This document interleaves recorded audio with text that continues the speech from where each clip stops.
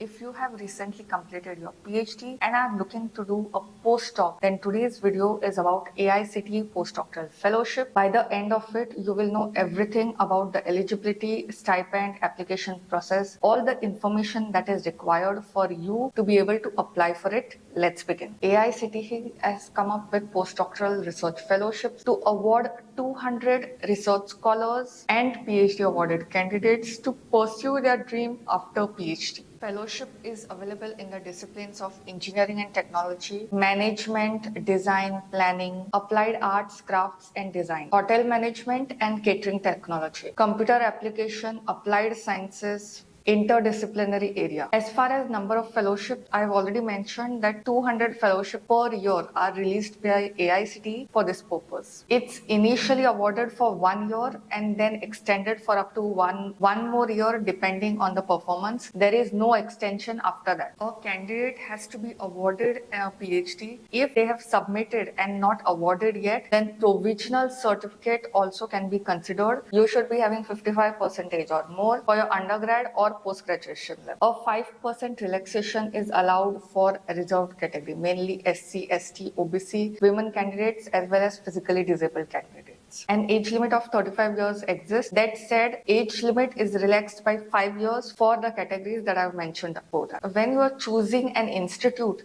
to pursue this postdoc, mind you, the institute has to be AICTE approved. The list of AICTE approved institutes or universities is present on their website. The supervisor under whom you will be doing postdoc has to be an approved supervisor as per UGC guidelines. Just because someone has PhD does not automatically mandate them towards guiding students. There should be certain criteria prescribed by UGC which are followed. He or she should not have superannuated. They shouldn't have retired. As far as financial assistance is concerned, you will get 65,000 rupees per month as a fellowship. Apart from this, you will also get 50,000 rupees per year as a contingency towards the research expenses. There is no dearness allowance which is provided. Secondly, if there is hostel accommodation available and you stay in a hostel, then there is no separate HRA. Moving on to the application process for this, it is completely online and there are two phases basically. First is university registration, which is done by the nodal officer from the university itself. It is being taken care of by university. Now what I'm going to show you is the registration done by the candidate, which is you. Let's begin. I'm looking at my notes here, so please excuse me for that. If I go through the postdoctoral fellowship scheme at candidate level, first you have your register page where you have to put your name, email address and phone number and you will get a username. So you take that username and you log in on this page after registration. The application number would be generated as it is, and here if you can see the application status is new and current attendance status is NA because we have not started with the process. Next, you have the different details about the university, the name of the institute, state, city, name of the head of the institute. You can put in the director name, permanent institute ID. Permanent institute ID is nothing but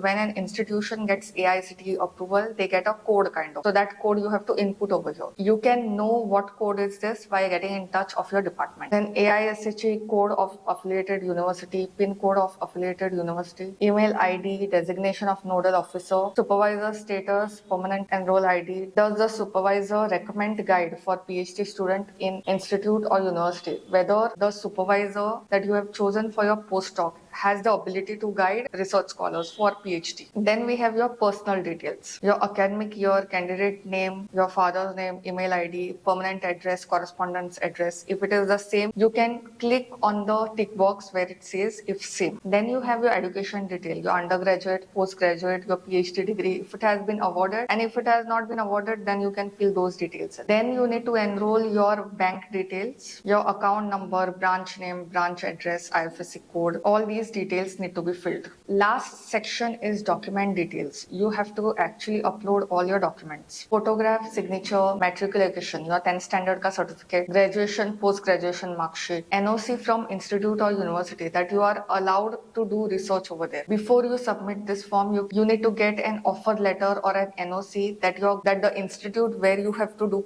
postdoc is allowing you to pursue studies over there. Your PhD degree certificate or the provisional certificate. Category certificate certificate, specially abled certificate, Aadhaar card, proposal of PhD research. Always remember one thing, when you are applying for postdoc, your proposal needs to be ready at the time of admission. Bank mandate form. Bank mandate form is actually a permission from the bank so that they can deposit the amount into this account. Okay, the format for it is available in the application dashboard itself, and then you just preview and submit. I find the form fill up for this completely straightforward and quite good actually. There are no too many hassles to be followed, there are no too many documentation, and it really lifts the pressure off from the candidates. The selection, joining and monitoring is done based on 3 criteria: the candidate's accomplishments during PhD, the professional standing of the supervisor, the potential supervisor under whom you are taking admission for postdoc, and the university or the institute